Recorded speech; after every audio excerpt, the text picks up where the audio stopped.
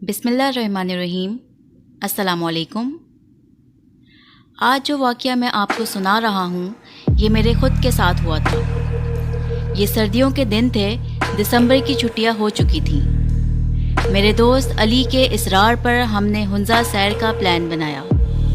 हम दोस्त इस सफ़र के लिए काफ़ी पुरजोश थे। हमने सफ़र की तैयारी शुरू कर दी।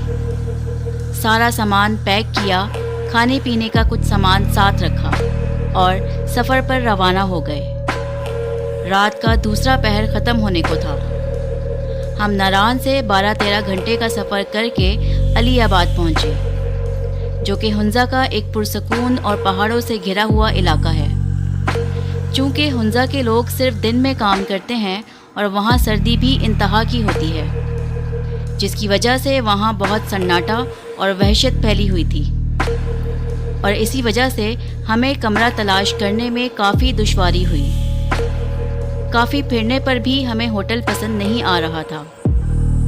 देखते देखते हम एक रिजॉर्ट के बाहर पहुँचे, लेकिन सब सो चुके थे। हमने ऊंची आवाज़ें दी तो एक लड़का आया।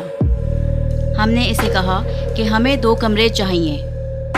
इस लड़के ने बताया कि पहले और दूसरे फ्लोर पर कोई कमरा खाली नहीं है, अलबत्ता तीसरे फ्लोर पर सारे कमरे खाली हैं। अगर वो देखना चाहें आप तो देख लें।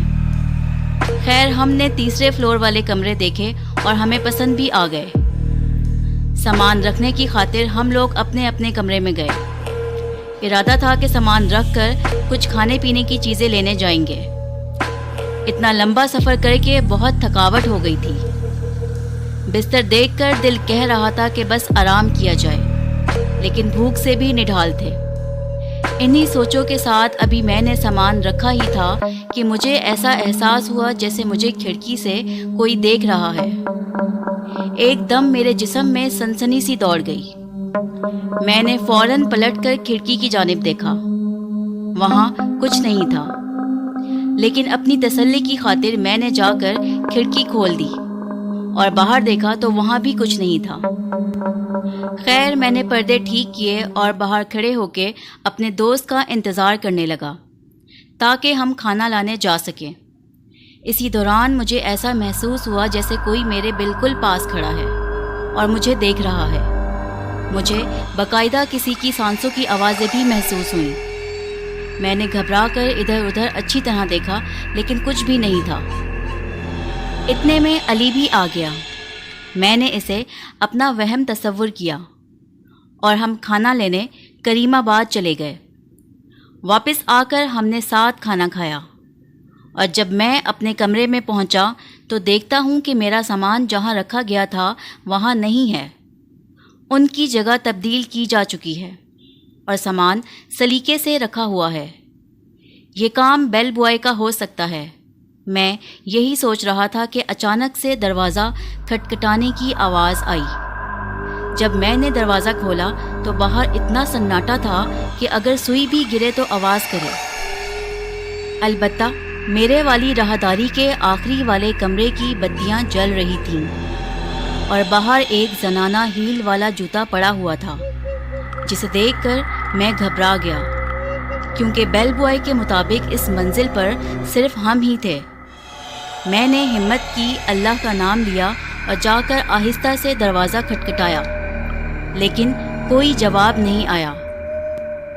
फिर मैंने काफ़ी दरवाज़ा खटखटाया, लेकिन अंदर से कोई आवाज़ नहीं आई और अचानक से उसकी बत्ती बंद हो गई। मैं डरा और वहाँ से तेज़ तेज़ अपने कमरे की तरफ आने लगा कि अचानक मेरी नज़र बाहर बाग में लगे एक बड़े सींगों वाले मारखूर के सर पर पड़ी, जिसका मुंह मेरी तरफ ही था। और उसी असना में नीचे से एक बिल्ली आई और मेरी तरफ देखते ही बहुत तेज़ी से मेरे पास से होती हुई छत पर भाग गई, जिसे देखकर मेरे रोंगटे खड़े हो गए और मैंने अपने दोस्त के कमरे की तरफ दौड़ लगा दी। अली को सारा माजरा सुनाया। फिर हम आयतुल कुर्सी का विर्द करते हुए इस कमरे तक गए जहां मैंने जूते देखे थे, लेकिन जब हम वहां पहुंचे तो कमरे के बाहर कोई जूते नहीं थे। अली ने कहा कि तुम्हारा वहम होगा। इसने मुझे दिलासा दिया और बोला میں تمہارے کمرے میں لیٹ جاتا ہوں، جو میں نے مناسب نہیں سمجھا اور اسے واپس بھیج دیا اور اپنے کمرے میں آ کر لیٹ گیا۔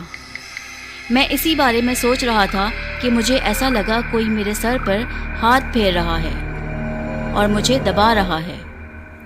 تھکاوٹ ہونے کی وجہ سے مجھے کافی سکون آیا، لیکن ڈر بھی انتہا کا لگا۔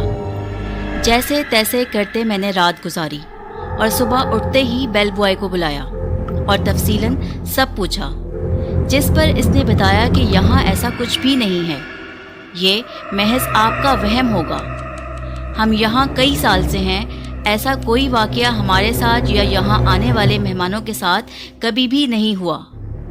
وہ ہمارے کمرہ چھوڑ کے جانے کی وجہ سے ایسا کہہ رہا تھا، کیونکہ ان مہینوں میں سیاح بہت کم آتے ہیں، اور جب میں نے سامان کا پوچھا تو اس نے بولا کہ یہ اسی کا کام ہے۔ تب میں نے اس کو اپنے کمرے میں جانے سے بالکل منع کر دیا، لیکن میں دروازہ کھٹکھٹانے اور بتیاں جلنے بجھنے والا معاملہ کیسے بھول سکتا تھا؟